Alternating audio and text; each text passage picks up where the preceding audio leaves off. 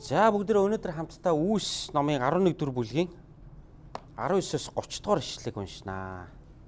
Үүс 11 дугаар бүлгийн 19-с 30 дугаар ишлэгийг уншъя. За би та бүхэнд чангаар уншчихъя. Та нар надтай хамт сайн сонсоод за Библиэлд бас Библиэ надтай хамт уншаарай. За Стефанд учирсан хавчлагаас болж дагалдагчид тарж ботрон Финик, Кипр, Антиох хүртэл хаа сайгүй явахдаа Иудачуудаас өөр хүнд үгийг ярихгүй байжээ.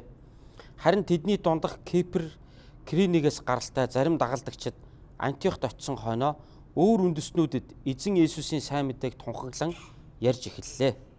Эзний мотор тэдэнтэй хамт байсан тул хүмүүс үе олноороо итгэж эзэн рүү эргэжээ. Тэдний тухай мэдээ Иерусалим дахь чуулганыхны чихэнд хүрсэн тул тэд Барнабыг Антиох руу илгээв. Барнаб Антиохт очиод Бурхны ивэлийг үзэж баярлахын зэрэгцээ тууштай бодол санаагаар эзэнд үнэнч байх талаар бүгдд нь урам зориг хайрлаж явлаа. Барнаб бол ариун сүнс ба итгэлээр дүүрэн сайн хүн байв. Хүмүүс үе олноороо эзэн рүү иржээ. Тэгээд Барнаб Шаулыг хайсаар Тарс хот руу явж түүнийг олж аваад Антиохт авчрав. Ингээд бүтэн жилийн турш тэр хоёр тентхийн чуулганыхантай цуг байж үе олон хүнийг сургалаа. Дагалдагчдыг Христийнхэн хэмээн Антиохт анх нэрлэх болжээ. Тэр үед иш үзүүлэгчид Иерусалимаас Антиохт хурч ирэв. Тэдний дундаас Агав гэдэг хүн босож зогсоод дэлхийн хаа сайгүй их үлсгэлэн болох гэж буйг ариун сүнсээр дамжуулан зөгнөж хэлв. Энэхүү үлсгэлэн Клавдигийн үед болсон юм. Иймээс дагалдагчид Иудад амьдарч байгаа ах дүүстэй хүн бүр чадлынхаа хэрээр тусламж явуулъя хэмээн шийдэж үүнийгээ хэрэгжүүлээд Барнаб, Шаул хоёрын гараар чуулганы ахлагч нарт хүргүүлжээ. Амен. За би өнөөдөр эзний үгийг та бүгдийн өмнө бичээтэй байгаачлан зөв цагтаа, зөв газраа, зөв хүн гэдэг сэдвээр эзний үгийг би хуваалцъя. Зөв цагтаа, зөв газраа, зөв хүн гэдэг сэдвээр хуваалцъя. За тэгэхээр нэг амьдралд нэг юм зөв цагтаа, зөв газраа байж чадсан хүн тэр нэг зөв юмаа хийж чадсан хүн их амжилтанд хүрдэг шүү дээ, тий. За ялангуяа спортын одоо хөл бөмбөг сагсан дээр тэр багийн тоглолтын дээр их ярддаг да, тий. За яг зөв цагтаа зөв тоглогч нь байж чадсан учраас гоолын дамжуулалт өгч чадаад за тэр дамжуулсан гоолыг бол одоо гоол болгож чадлаа гэд тэгж ярддаг, тий. А тэгэхээр нэг зөв газраа зөв хүн ингээ байж чадахгүй болохоор тэгэхээр гоол орж өгдөггүй багийн тоглолт ингээд одоо өрнөж өгдөггүй. Яг үүнтэй адилхан Христийн биед сайн мэдээний төлөө зөв газраа зөв цагтаа зөв хүмүүс байж хамтдаа байх нь ямар их үр ашиг авчирдгийг өнөөдрийн бидний энэ уншиж байгаа түүх бидэрт бэлхнээ харуулж байна. Тийм болохоор би өнөөдөр энэ текстээс та бүхэндээ зөв цагтаа зөв газраа зөв хүн байх нь эзний хаанчлалын төлөө маш их үр ашигтай байдгаа гэдэг талаар хуваалцах гэсэн. За Үүс номын 11 дугаар бүлгээс бид нар сайн уншлаа. За ер нь та бүхэн мэдж байгаа бид нэг Үүс номоос ингээд цовруулаад, цорл номлол болгоол хамтдаа суралцаал яваад байгаа гэж мэдж байгаа. За Үүс номын 1 дугаар бүлгээс эхлүүлээд харах юм бол Иерусалимд Есүсийн элч нар сайн мэдээг тунхаглаад олон одоо юудэ хүмүүс буюу Иудачууд эзэн Есүс Христэд итгэж байгаа талаар бид нар сурж байгаа. За ингээд түүх үргэлжлэх тусам 8, 9, 10, 11 дугаар бүлэг рүүгээ ингээд ороод ирэнгүүт ганцхан юудэ хүмүүс биш.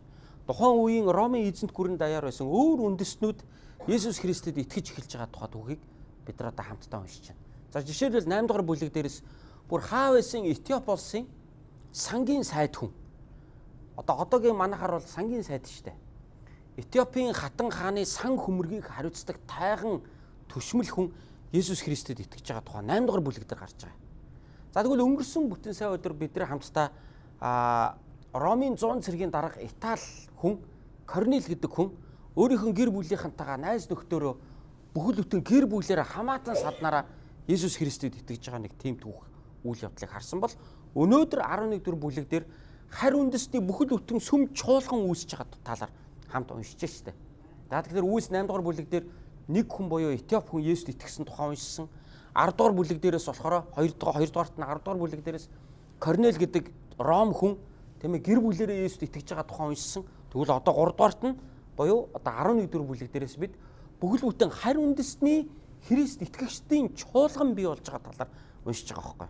Тэгэхээр ингээ Үлс номноос 1-р бүлгээс нь ахуулаад ингээд уншаад явах тусам юудэчүүдийн донд байсан Христэд итгэх итгэл маань яваанда бүх үндэстнүүдийн Христэд итгэл болон одоо ингэж шилжиж байгаа талаар ийм үйл явцыг бид нар хамтдаа уншиж байгаа маа. Тэгэхээр Үлс ном юуг харуулдаг вэ гэхээр Библийн 66 номын дунд байгаа энэ Үлс ном маань юуг харуулдаг вэ гэхээр Христ итгэл гэдэг бол ганцхан юудэчүүдийнх биш ээ. Энэ бол дэлхийн бүх үндэстэнд зориулсан, танд надад зориулсан Бурхны төлөвлөгөө, Бурхны авралын мэдээ юм а гэдгийг энэ Үлс ном бидэрт маш тодорхой, сайн зааж өгдөгөөрөө онцлогтой. Заримдаа хүмүүс ингээд аливаа нэг итгэл үнэмшил шашныг ийм одоо зөвхөн тэр үндэстнийх гэж үздэг шүү дээ, тэ. За одоо юу гэдэг нь монголчуудын хувьд бол одоо ийм шашин. За дундад Азийн хүмүүсийн хувьд бол одоо ийм шашин гэл тийм ээ ингэдэг бол харин Христ итгэл бол бүх үндэстнүүдэд хамаатай. Энэ бол бүх үндэстнүүдэд хандсан Бурхны төлөвлөгөө. Тийм учраас Үлс ном 1-р бүлгээс ахуулаад 2, 3 гээд явхдаа Юудэ хүмүүс Христэд итгэжсэн бол одоо 8-р бүлгээс ахуулаад 9, 10, 11-р бүлэг гээд унших юм бол харь үндэстэн хүмүүс, харь үндэстэн гэдэг нь юудэчүүдийн өнцгөөс яриад байгаа. Юудэчүүд өөрөөсдөөсөө бусад бүх үндэстнүүдийг харь үндэстнүүд гэж нэрлэдэг байсан байхгүй юу? Тийм учраас юудэчүүдийн хувьд бол одоо 2 үндэстэн л энэ дэлхий дээр байгаа шүү дээ. Нэг нь еврейчүүд, нөгөөх нь бусад үндэстнүүд. Тэгээ бусад үндэстнүүдээ бүгднийг нийлүүлээд харь үндэстнүүд гэж нэрлэлцдэг байхгүй юу? Тэгээ тэр харь үндэстнүүд дотор чинь ромчууд байгаа, грекүүд байгаа, тийм ээ, скутчүүд байгаа ингээл янз янзын үндэстнүүд л байж байгаа шүү дээ. За тэгэхээр Христэд итгэх итгэл гэдэг бол юудэчүүдээс харь үндэстнүүдийн итгэл үнэмшил болон шилжиж байгаа ийм түүхэн үйл явдлыг бид нар бол хамтдаа уншиж байна. За Стефан гэдэг чуулганы үйлчлэгч залуу маш галтай цогтой номлогч залуугийн талаар бид нар 6-7 дугаар бүлэг дээр үзчихсэн. За энэ залуугийн үед одоо Иерусалимийн Христэд итгэгчдийн эсрэг бусад юудэчүүд нь хавчлага өрнүүлээд маш олон Христ итгэгчдийг барьж аваад шоронд хийгээд алахыг алаад зодож жанчхын жанчаад Христэд итгэгчдийг бол маш их хавчин гадуурхсан. Үүнээс болоод Иерусалим дотор төвлөрж исэн нэг зэг дээр төвлөрж исэн Христ итгэгч нар бол талаар нэг тарсан ба. Христэд итгэх итгэлийг ингээд хумаад базаад ингээд байхгүй болгох гэсэн биш, бүр дэлхийд ирэх тараагаа иччих бүр. Тийм ээ. Уул ингээд хумаад ингээд базаад аль болох жижигрүүлэх гээд нь шүү дээ эн чинь. Тэгээд жижигрүүлэх гээд хавцсан биш. Нөгөө итгэгчд нь дэлхийн нийтээр тарж яваад тарсан газар болгондоо Есүсийн тухай нөгөө хүмүүстэй ярьж яваад ингэж яваад Христэд итгэх итгэл бүр одоо Ромын эзэнт гүрэн даяар ингэж тархагдчих байгаа байхгүй. Үүнийг Бурхны төлөвлөгөө байсан гэж хардаг л та. Христэд итгэгчдийн эсрэг хавчж байгааг нь харах юм бол одоо Бурхны эсрэг ажиллаж байгаа юм шиг харагдж байгаа ч гэсэн үүний үр дүнд өөр маш олон үндэстнүүд Есүсийг таньж мэдж байгааг нь харах юм бол ийм хэцүү зүйлээр дамжуулаад Бурхан бас сайн үр дүнг авчраад байна шүү дээ гэж. Яг үүнтэй адилхан таны миний амьдрал заримдаа хэцүү зүйл тохиолддог, үр дүнд нь бид илүү сайжирсан байждаг шүү дээ. Тийм болохоор амьдрал тохиолдох хэцүү зүйл болгоныг Бурхны хүсэл биш гэж харах биш. Харин амьдрал тохиолж байгаа хэцүү зүйл маань эргээд надад сайн үр дүнг авчирдаг, эцсийн дүндээ сайн үр дүнд хүргэдэг юм байна гэдгийг бид нар бас харах шүү дээ. За ингэж одоо сайн мэдээ үндэстнүүдэд одоо хүрсэн байна. За ингээд Стефаны үед одоо бий болсон хавчлагаас зүхтаасан Христ итгэгч нар явсан газар болгондоо зөвхөн юудэчүүдтэй Есүсийн тухай ярьж өгдөг гэсэн. Гэтэл Антиохт очисон хүмүүсийн нэг онцлог нь юу байсан гэхээр грек хүмүүст Есүсийн тухай ярьж өгсөн байна. Антиох хүртэл Христэд итгэгч нар одоо тарж зүхтаасан байна шүү дээ. Ингээд талын нэг тийшэл тарсан л да. Тэдний зарим нь Сирийн Антиох гэдэг хот руу очиод, Антиох гэдэг нь Ромын эзэнт гүрний нэг хот байхгүй юу?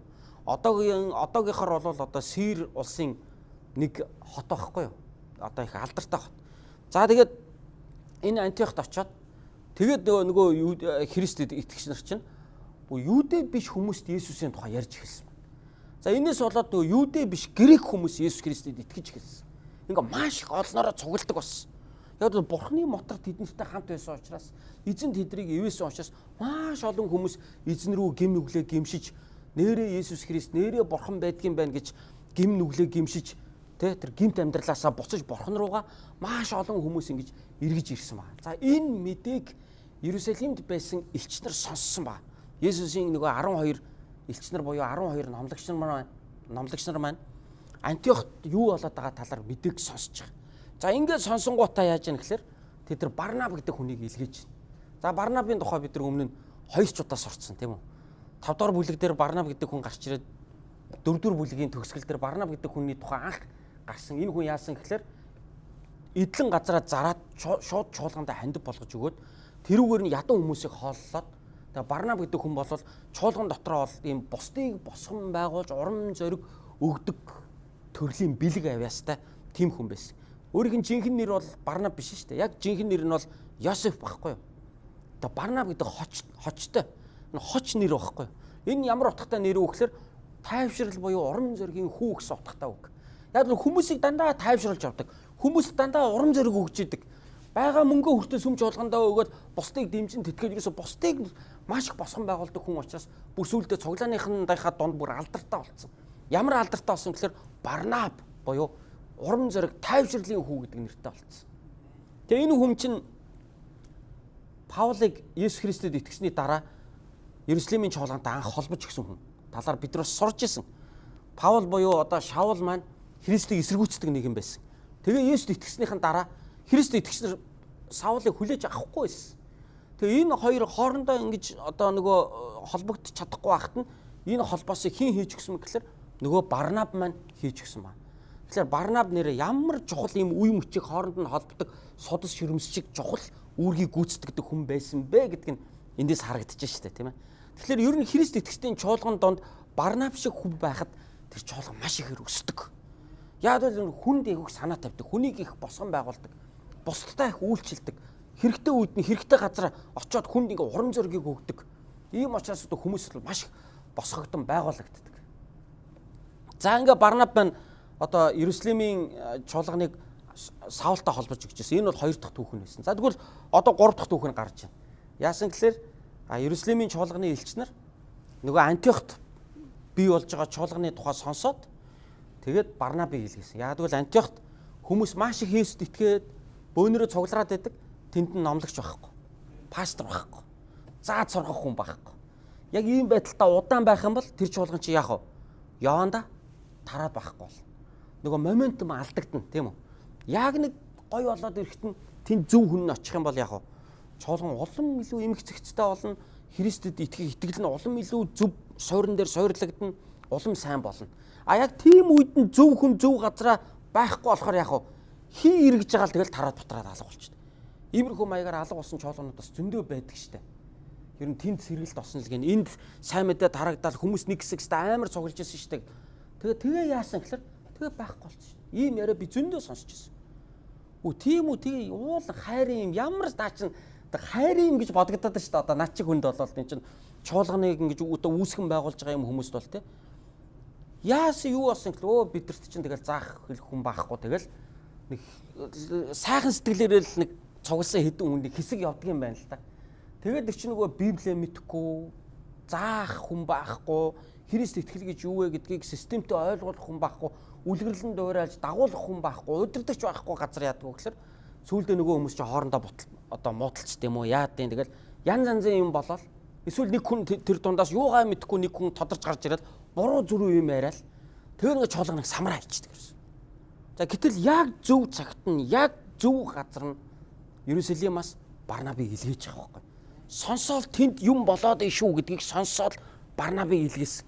Барнабас яг тэр моментум дээр орж ирж байгаа. Орж ирээд Иерусалимийн тэр Антиохын чуулганыхныг хараад бурхан ямар их ивээс юм бэ? Яг л маш олон хүн харь үндэстнүүд Христэд итгэж байгаа гэдгийг Барнаб харсан байгаа. Тэгээ Барнаб баярлаад тэгээ орж ирээд тэдэрт юу заадаг вэ гэхээр дараах зүйлийг хэлсэн биз дээ. Тэдний тухайн мэдээ Иерусалим дэх чуулганыхны чихэнд хүрсэн тул тэд Барнабыг Антиох руу илгээв. Барнаб Антиохт очоод Бурхны ивэлийг үзэж баярлахын зэрэгцээ тууштай бодол санаагаар эзэнд үнэнч байх талаар бүгдд нь урам зориг хайрлаж явлаа. Тэгэхээр Барнаб ирээд Бурхны тэр хийж байгаа гайхалтай ажлууд маш олон хүн Есүс Христэд итгэж байгааг хараад баярлаад байгаад эсвэл үгүй дээр нь нэмээд Барнаб одоо зааж урам өгсөн те. Тэр нь юу байсан гэхээр тууштай зүрх сэтгэлээр эзнийг дагаарай. Эзнийг дагж явна шүү та нар маань. Гэт зааж тэднийг ятгах хүмүүст урам өгч. Яг нөгөө Барнабын бэлэг авьяас одоо энэ дээр ажиллаж байгаа үстэй те. Нөгөө Иерусалимийн чуулганд байхдаа хүмүүсийг босгон байгуулдаг байсан. Нөгөө ганцаардаа чуулгантай холбогдож чадахгүй байсан Саулыг чуулгантай холбож өгсөн.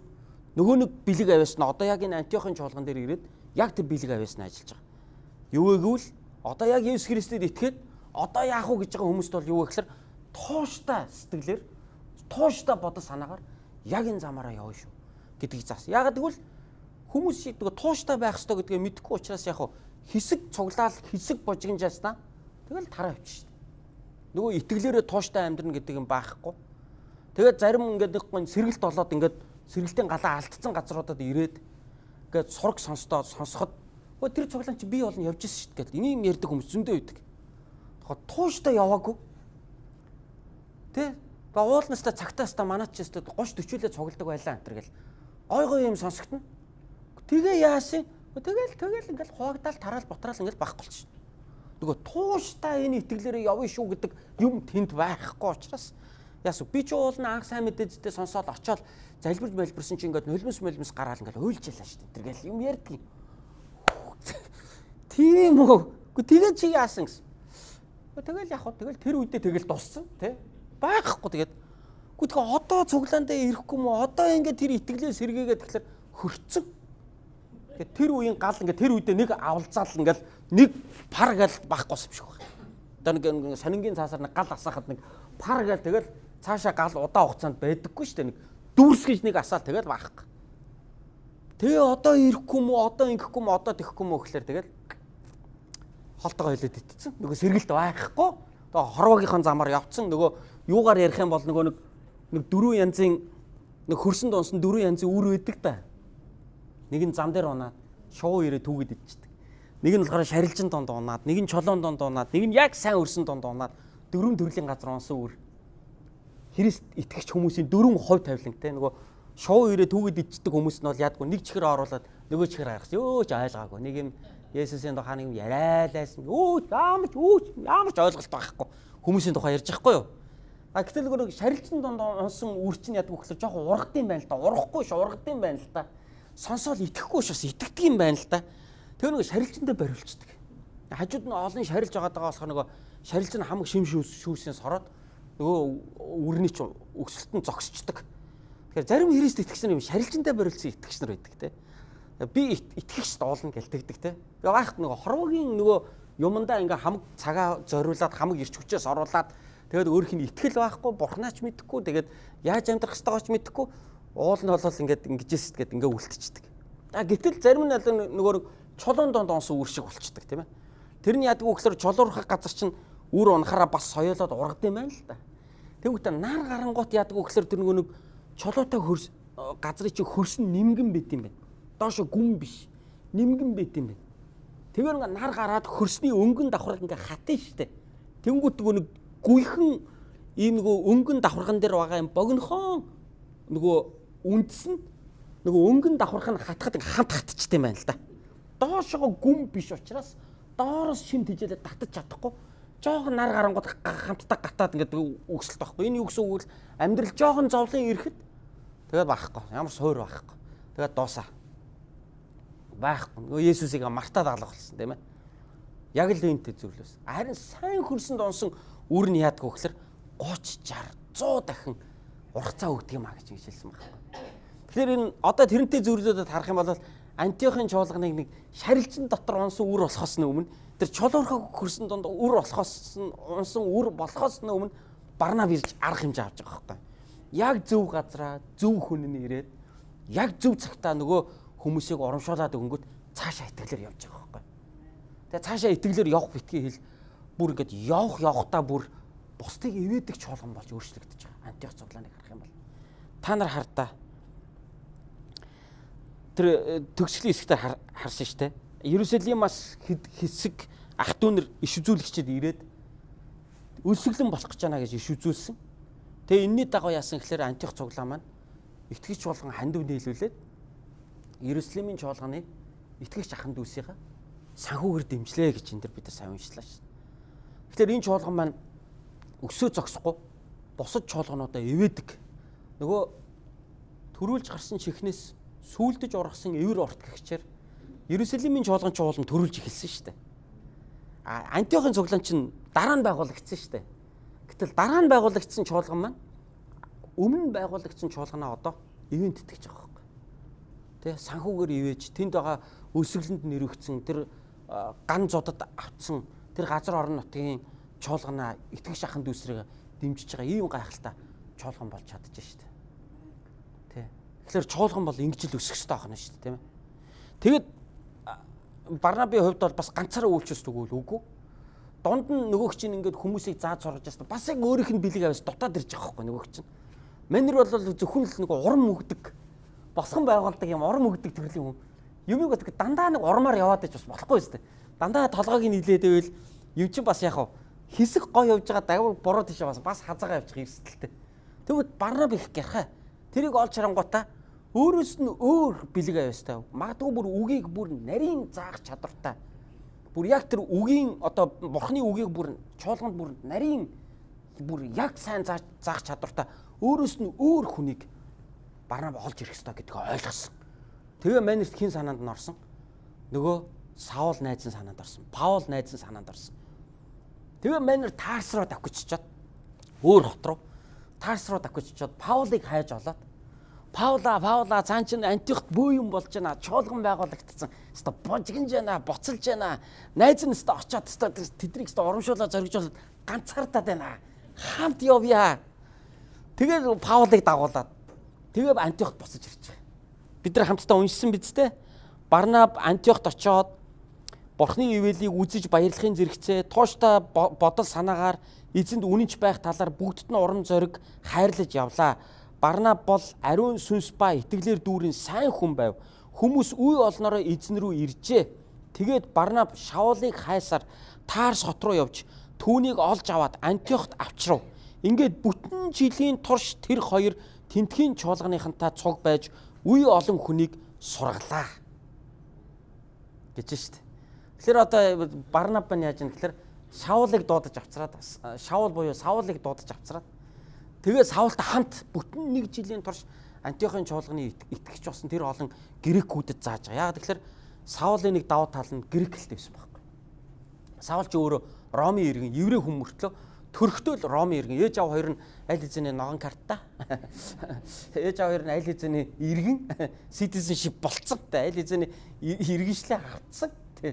Тэгээд иргэншил авцсан гэр бүл хин чин Саул төрөнгөт автоматар Ромын иргэн төрж байгаа байхгүй юу. Гэхдээ үндэс угсаа нь бол еврей хүн байгаад байгаа. Еврей одоо бурхнаа мэддэг, энэ библийг бол нэвч чавт мэддэг. Ганцхан Есүстэй л уулзаг байгаад гэсэн Саулын хувьд бол. Тэгээ айгүй хатуу тэгсэн мөртлөө уул нь сайн тал нь Саулын сайн тал бол юмыг бол үнэхээр тийм деталь академик зааж чаддаг, зорьсон юмныхаа төлөө боцолтгүй зүтгэж чаддаг юм. Даачин тууштай зан чанартай ийм хүн байсан. Дээр нь маш их өндөр боловсралтай, теологийн өндөр боловсралтай тийм хүн байсан. Тэгээ Саул Есүс Христэд итгээд жинхэнэ ариун сүнсээр дүгрээд жинхэнэ стандараа мундаг номлогч болж хувирсан. За Барнаб Антиохт ирээд үйлчилж байхдаа за энэ газар Шаул хэрэгтэй байна. Өөрөөр хэлбэл Паул хэрэгтэй байна гэдгийг олж харсан.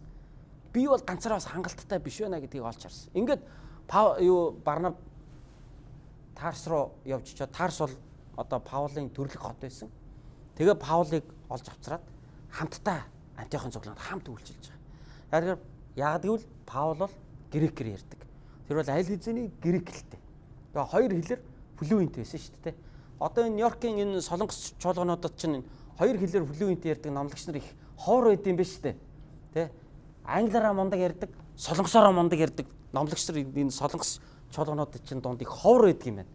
Тэгээ энэ Америкийн нэгдсэн улсад байгаа энэ солонгос цуглаанууд чинь яг солонгос хэлээч мундаг ярьдаг, англиар аач мундаг ярьдаг юм пастор хайж олох гэж бас 80 болдог гинэ эдэр чинь бас. Тэ? Энд төрж өссөнгүүт чинь болохоор нэг өөрийнхөө хэлийг мэддэг юм байна. Англи хэлээрээ мундаг болцсон. Тэгээ нөгөө аав ээжийнхаа үе өөрөөсөө дээдгүй үеийнхэнтэй холбогдож болдгоо. Нөгөөдүүлийнх нь англи хэл нь моо шүү дээ. 40 50 жилийн амьдарчаад надаасаа муу солонгос хэл. Англи хэлтэй. Тэ? Яг хэл сураагүй нөгөө солонгос community дотроо тэгэхээр нөгөө солонгос бизнесээ хийгээл ахаар чинь англи хэл сурахгүй байгаа юм чи идэр чинь тэ. Тэгээ ингэсэн. Тэгэхээр идэр чинь яг юутагаа нийгэмтэйгээ харьцаж чадахгүй. Тэнгүүт чи идэр чинь ийм хүн хэрэгтэй. Тэгэхээр Паулын хувьд бол бас яг Антиохт яг ийм байгаад байгаа байхгүй. Грекээр сайн ярьж чадна. дээр нь өөрийнхөө үндэсний хэлээ маш сайн мэддэг, Библийг маш сайн мэддэг, теологийн өндөр боловсралтай. Барнаби хажууд бол Паулын давуу тал нь тэр байгаа. Тийм учраас Барнаби яасан гэхээр өөрийнхөө дотоод тал дээр илүү сайн ажиллаж чадах хүнийг олж авчирч баг болж ажиллаж байгаа байхгүй энэ хоёр. Тэгээ энэ хоёр хамтдаа нийлээд бүтэн жилийн турш Антиохын цуглаанд зааж сурахад Антиохын цуглаан эцэст нь яасан? Иерусалимд байгаа тэр нөгөө өсөглөнд авцсан чуулганыхандаа өгөх сэтгэлтэй тийм цуглаан болж өслөө шүү дээ тий. Ер нь нэг бусдын төлөө өгөх чадвартай болсон байгааг нь харах юм бол энэ Антиохын цуглаан бол богино хугацаанд бол айгүй сайн өсөж чадсан гэдэг нь харагдаж байгаа байхгүй. Яа тэгвэл өгнө гэдэг бол зарим хүмүүсийн хувьд бол амархан байдаггүй. А зарим хүн бол зүгээр ер нь төрлөхөөсөө өгөх чадвартай хүмүүс байдаг. Ер нь ингээд юу байгаагаа хуваалцаал тэгсэн мөртлөө өөрөө нэг дутдаггүй бас. Тэгэл ингээл нэг өөрөө ингээл нэг хэцүүдэд байгаа юм уу гэхээр үгүй өөрөө дандаа л ингээл айгүй айтайхан байждаг. Тэгэл бос хүмүүсийг ингээл ивэгээл ингээл өгөөл хуваалцаал явчихдаг ийм хүмүүс байдаг. Гэтэл бүр ийм харамч өссөн хүмүүс байдаг. Тийм харамч хүмүүс ч өөрийгөө харамч байна гэж мэддэг байхгүй юу?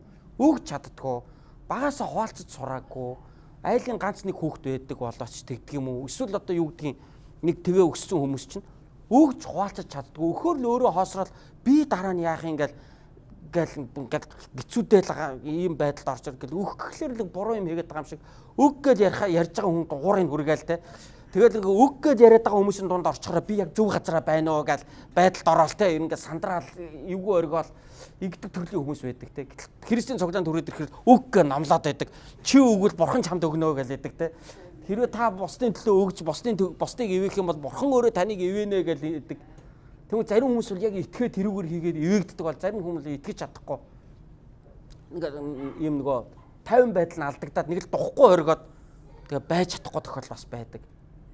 Яг ийм л гэтэл Антиохын цуглаан бол Иерусалимийн цуглааныг ивэх хэмжээндээ хүртэл 1-2 жилийн дотор өссөн байгаа байхгүй. Тэгээ эндээс ингээ харахаар Антиохын цуглааныг бол бурхан маш ихээр ивээсэн байна. Харь үндэстнүүдийн чуулганыг маш ихээр ивээсэн байна. Барнабын бэлэг яваас үүнд нөлөөлсөн байна. Үүнд нь Паулын бэлэг яваас үүнд нь нөлөөлсөн байна. Ингиж одоо чуулган бол өсөж өндийжээ гэдгийг бид одоо өнөөдрийн энэ хэсгээс харж чадчихжээ те. Манай Нью-Йорк Монгол чуулган ч гэсэн Америк дахь бусад монгол чуулгануудаа ивэдэг. Чуулган байхгүй газрууд руу сайн мэдээний илгээлтэнд явдаг. Чуулган болох юмсан гэж би хүсэж залбирдаг. Манай Нью-Йоркийн монгол чуулган Монгол дахь чуулгануудаа ивэдэг чуулган болох юмсан гэж би залбирдаг. Юудэд байгаа ахын дүүсээ энэ чуулган чи эргээд ивэлээ штэ. Тэгвэл бид нар Монголд байгаа эзний чуулган, эзний сайн мэдээний төлөө бид бас өргөдөг. Бид бас тэрний төлөө залбирдаг. Бид бас үүний төлөө бид нар дэмжлэг тусламж үзүүлж үйлчилдэг. Ийм чуулган болох юмсан гэж залбирдаг. Тэгэхээр та нар ч гэсэн бас ингэж залбираасаа гэж хүсэж байна. Та нар маань бас яг ийм алсын хараа одоо хүсэл мөрөөдлөөр бас өөрийнхөө итгэлийн одоо дараагийн шатыг бас тодорхойлоосоо гэж хүсэж байна тийм ээ. Тэгэхээр бид нар чинь цуглаанд ирээд ингээд өсөж явах хэрэгтэй байхгүй юу? Итгэлээр бид өсөж явах хэрэгтэй. Тэгээс бид ингээд зүгээр ингээд ирээд суугаад ах нас гол нь биш. Ирээд бид нар эзнийг таньж мэдээд Барнаб Антиохын зааж ясан шиг тууштай бодол санаагаар эзэнд ингээ үнэнч тууштай итгэлээрээ амьдрах нь бидний дараагийн алхам юм байна.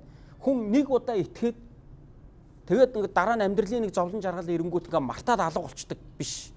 Энэ итгэлээрээ тууштай амьдрна гэдэг чинь бидний итгэлийн нэг төвшин юм байна гэдгийг өнөөдөр бид эндээс олж харлаа. Мөн бусад цуглаануудыг, бусад хүмүүсийг бид бас ивэдэг цуглаан болох нь бидний итгэлийн дараагийн нэг үе шат юм байна гэдгийг бид нар бас эндээс харж штэ. Тэгэхээр ийм одоо төвшөнд хүрэхийн тулд Барнаб, Паул нар Антиохын чуулганыг тийхүү одоо зааж, сургаж, өсгөж, хөгжүүлжээ. Тийм болохоор бид бас өөрсдийнхөө зорилгыг зөв тодорхойлох хэрэгтэй. Манай Нью-Йорк Монгол чуулган. Бид нар бол гадаадд байгаа монголчуудын цуглаан. Энэ бол одоо хүмүүсийн их тийм дамжин өнгөрдөг газар. Нью-Йорк хот бол. Монголчууд бол энд ийм суурин нэг хэсэг нь байна. Нэг хэсэг нь суурин байхгүй байна. Тийм учраас бид Монголд байгаа суурин одоо монголчууд байнгын байдаг цуглаантай өөрсдөө цуглааныг харьцуулж бид юусоо ойлгож болохгүй юм байна. Яг л бид ийм өөрийн гэсэн онцлогтой газар байгаа цуглаан. Тийм учраас энэ онцлогтой газараа энэ онцлогтой тохирсон байдлаар бид өсөх ёстой байна. Тэхийн тулд энэ газараар орж гарч байгаа хүн болгонд бид сайн мэдээгээ хүргэх нь бидний нэгдүгээр зорилго юм байна. Хоёрдугаарт энэ олон үндэстний хотод хил болгон дээр Бурхныг магтанд болж байгаа үндэстэн бүрийн цуглаанууд сүмүүд байж байна. Монголчуудын сүмэл байхгүйсэн. Одоо монгол хэл дээр эзнийг магтан алдаршуулж байна. Энэ бол бидний дараагийн зорилго, хоёр дахь зорилго. Илчлэлт номон дээр юу гэж хэллээ? Хил тэ ястан бүр өөр өөрийн хэлээр хилтэн ястан үндэстэн бүрээс Бурхныг магтчихлаа гэж хэлсэн байгаа шүү. Тэгэхээр энэ бүх үндэстний одоо оршиж байгаа энэ хотод монголчуудын чуулган байж монгол хэл дээр Бурхныг магтан алдаршуулна гэдэг бол бид энд байгаагийн хоёр дахь зорилго. Тэгээ бид зөвхөн сайн мэдээ сонсоод магтанд болоод зогсохгүй. Бид эзэн Есүс Христийг дагдаг. Дагалдагч нар байх нь бидний гурав дахь зорилго гэж би бол хувьдаа хардаг. Итгэгч байна гэдэг бол нэг хэрэг. Харин Есүсийг дагдаг, дагалдагч байна гэдэг бол өөр хэрэг. Бидний зорилго юу юм бэ гэвэл бид ийм зүгээр нэг хэрэг болохоор нэг гандан гардаг нэг монгол сэтгэлгээ байдаг та нэг ажлаа аргалуулдаг нэг сэтгэлгээ. Ես өөрөө бол нэг итгэхгүй шүү дээ. Тэр ямар учиртай, яах ёстой, би яаж амьдрах ёстой юм бэ? Тэр хамаагүй зүгээр л мөнгө төлөөл ажлаа аргалуулаад болоо. Тэг сэтгэл зүрхэнд нь байхгүй байгаа байхгүй. Тийм нэг монгол сэтгэлгээгээр заримдаа бид энэ сүм чуулганд хандаж Христ итгэлд хандна гэвэл энэ бол их учир дутагдaltaй юм. Бид зүгээр нэг итгэгч байх гэж биш. Харин бид дагалдагчд байхаар дуудагч хүмүүс. Тийм учраас бид манай чуулганы 3 дахь зорилго бол бид дагалдагч байхын тулд дуудагч хүмүүс шүү. Дөрөвдүгээрх нь бид илгээлтэнд өөрсдөө зориулахын тулд дуудагчсан чуулган юм аа. Өөрөөр хэлбэл Антиохын чуулган санхүүгээрээ босод цуглаанаа ивэж гин. Энд чинь илгээлт байхгүй юу? Энд чинь гадагшаага тэлж гинэ гэсэн утгатай байхгүй юу? Зөвхөн өөрсдөө болгоод өөрсдөө л амиа аргалаад байждаг хүмүүс биш. Харин бусдтай ивэл болж байгаа байхгүй юу? Тэгэхээр энэ бол цуглааны өсөлтийн дараагийн түвшин мөн. Үнэхээр эзний одоо бялхан их нэгүсэл байсан учраас Антиохын чуулган богино хугацаанд энэ хэмжээнд хүртэл өсөж чадж байгаа. Тэгвэл Нью-Йорк Монгол чуулган яагаад ингэж өсөж өгч чадахгүй гэж? Бидэртээ эзэн хамт байгаа штэ. Бидний залбирлыг эзэн сонсож байгаа штэ. Тэгвэл бидний залбирал, бидний итгэлээр дамжуулан энэ газар ч гэсэн Бурхан Антиох чуулганыг босгосон шигэ Нью-Йорк Монгол чуулганыг ч гэсэн ийхүү босгож чадна гэдэгт бас итгэж байна. Тийм болохоор чуулган бол юм өсөлтийн төвшөнд хүрдэм байх штэ. Өсөлтийн төвшөнд хүрдэм байна. Энийг бид нэ Антиох цуглаанаас өнөөдөр олж харлаа. Христэд итгээд цуглана гэдэг бол нэг хэрэгэ. Цуглаад хэсэг божигж жагаад тарчдаг цуглаанууд бол олон байна. Тийм ээ. Нэг хүн тэнд би цуглаан байгуулсан гэдэг нөгөө нь үнэндээ тарцсан байгаа байхгүй. Тэгэхээр тэр цуглаан байгуулсан гэж хэлэх нь бас яг зөв ч юм уу буруу ч юм энэ тохиолдолд. Тийм ээ. Гэтэл зарим чуулган бол цугларлаа итгэлээрээ цаашаа өсөөд явж байгаа байхгүй. Тэр нь бол Антиох цуглаанаас харагдаж байна. Тэрний юу вэ гэвэл тэд тууштай бодол санаагаар эзнийг нэгдүгээр дагж байна. Хоёрдугаар тэд яаж байна? Иерусалимийн чуулганыг ивэн тэтгэх хэмжээнд Антиохын чуулган хурж очиж байна. Тэр хэмжээнд дуулууртаа болж эзний дагалдагчд болж өсөж чадсан байна шүү дээ. Тэгвэл бидэрт ч гэсэн бас ийм зорилго байх хэрэгтэй тийм ээ. Бид зүгээр л цуглаад авах нь бидний зорилго биш. Тэгээ бид зүгээр л нэг хэдэн монголчууд нэг газар цуглараад байх нь зорилго биш. Мэдээж бид өөрсдийн шалтгаанаар энд цуглаж байгаа нь үнэн л дээ. Тэгэхдээ бид эзэн дотор өөрсдөө зорилгыг явандаа шинжилэн тогтоох хэрэгтэй. Тэр нь юу вэ гэвэл бид бусдыг ивэхийн тулд энд Бурхан намайг бусдын төлөө хэрэглэхийн тулд би бусдад ивэл болохын тулд би энэ газар байгаа. Энэ газар би бэлтгэгдэж байгаа гэдгээ бид санах хэрэгтэй, тийм ээ. Бид энэ газар зүгээр нэг ирээд нэг өөрийнхөө юм сэтгэл зүйн сүнсний хэрэгцээг хангаад зогсохгүй тууштайгаар эзнийг дагаж байх хэрэгтэй байна. Мөн бусдыг ивээгч болж бид өсөх хэрэгтэй байна. Үүний төлөө Барнаб, Паул нар Антиохын чуулганд үйлчилсэн. Тэгвэл бид ч гэсэн ийм л дараагийн итгэлийн төвшөнд хүрч очисон чуулган болж бүгдээ хамтдаа явцгаая гэж та нарыгаа зоригжуулахыг хүсэж байна. Амен. Амен. Манай чуулганд олон монголчууд ирнэ гэдэгт би итгэж байна. Гэхдээ олон монголчууд бас манай чуулганаас явах байх. Яг л энэ чинь дамжин өнгөрдөг газар байхгүй. Тийм учраас яг ирсэн хүний тоогоор цуглааны үзүүлэлтийг хэмжинэ гэдэг бол айгүй хэцүү. Харин бид хэр зэрэг эзнийг тооштаа дагж байгаа, хэр зэрэг бусдыг ивэж байгаагаараа бид өөрсдийнхөө үзүүлэлтийг хэмжих нь хамгийн зөв гэж харж байгаа. Хамгийн эрүүл гэж харж байгаа. Энэ дамжин өнгөрдөг хотоор дамжуулаад эрэхтэй манай цуглаанд олон монголчууд ирээд сайн мэдээг сонсоод ойлгоод гараа явж байгаа бол энэ бидний нэг зорилго биелж яана гэсэн утгатай. Тэрээс бид нар энэ дөрвөлжин өрөөнд дотор хүн болгоныг ингээд хайрцаглаад бариад байж бол чадахгүй шүү дээ. Хүмүүсийн чинь ажил амьдрал зөрнө. Зарим нь заримдаа ирнэ, заримдаа ирч чадахгүй, зарим нь нүгөө явчихна. Зарим нь ингээд ийшээ тийшээ шилжин сууршина. Зарим нь төр хугацаагаар ороод гарч байгаа. Янз янзын шалтгаанаар зарим нь оюутан болоод сурагч солилцоо, оюутан солилцоогоор ирээд явж байгаа ч гэсэн хүмүүс бас байгаа шүү дээ. Бид нар хүн болгоныг нэгэн зэрэг нэг өдөр нэг цагт бид нар хүн болгоныг энд бид нар бариад иж бол чадахгүй. Тэр ч бидний зорилго биш угаасаа. Харин хүн болгон хаач байсан Христийн дагалдагч байх нь бидний гол зорилго мөн. Бид хамтдаа хаанчлалын төлөө үйлчилж өсөж явах нь бидний гол зорилго мөн. Үүний төлөө бид дуудагдсан юм аа. Тэгэхээр зөв хүн зөв цагтаа зөв газараа байж чадсанараа чуулган өссөн байна. Үүнийг бид Барнабын түүхээс харж байна. Бид Паулаас бас харж чадж байна. Тэгвэл өнөөдөр энд та байгаа нь зөв хүн чинь та юм аа. Христийн дотор Христийн нэгүслэр зөвтгөгдсөн хүн бол та юм аа. Өнөөдөр та яг амьдралын энэ цаг үед энэ газар ирээд сайн мэдээ сонсоод эзнийг таньж мэдж байгаа чинь та яг зөв цагтаа зөв газараа та энэ газар ирсэн юм аа. Тийм учраас одоо бүгд хамтдаа сургагдаад хамтдаа эзэнд үйлчлцгээе гэж та бүгдийг зоригж болохыг хүсэж байна. Залбирцгаая.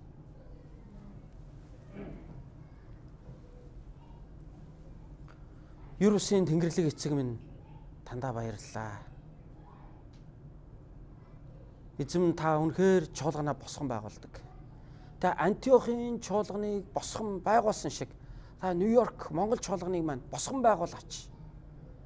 Эзэн энэ дэлхийд даяар тархан суурьсан монголчуудын донд та өөрийнхөө чуулгануудыг та босгон байгуулаач. Эзэм харамсалтай зарим чуулганууд нэгдэн цуглаад тун удалгүй бөхөж алга болж байгаа дүр зургуудыг бид хардаг. Харин бид үүний төлөө дуудагдаагүй. Бид таныг тууштаад авч бид бусдыг ивэхийн тулд тэр хүртэл бид өсөхийн тулд бид өнөөдөр таны биеийн нэг эс болон энэ газар бид цугласан билээ. Та энд ирж байгаа хүн бүрийг ивэж өгөрөө. Нью-Йорк Монгол чуулганы итгэлийн бүх ах дүүсийг минь ивэж өгөрөө. Өнөөдөр үдээс хойших хөтөлбөр дээр үйлчилж байгаа өнөөдөр энэ цуглаан дээр харахын ирж чадаагүй үдээс хойших хөтөлбөрийг хийхийн тулд үйлчилж байгаа манай бусад гишүүдийг маань таас ивэж өгөрөө гэж танаас гуйж байна. Тандаа баярлалаа. Тэгэд энд байгаа хүн нэг бүрийг та үнэхээр Антиохын цуглааны гишүүд шиг бас энд байгаа хүн нэг бүрийг та Барнаб шиг, Илч Паул шиг та үнэхээр өөрийнхөө бэлэг авяас дотор, өөрийнхөө үнэн мэдлэг дотор өсгөн алдрынхаа төлөө хэрэглээч. Эзэн Есүсийн нэрээр залбирanгуйлаа. Аамен. Та бүгдээ хамтдаа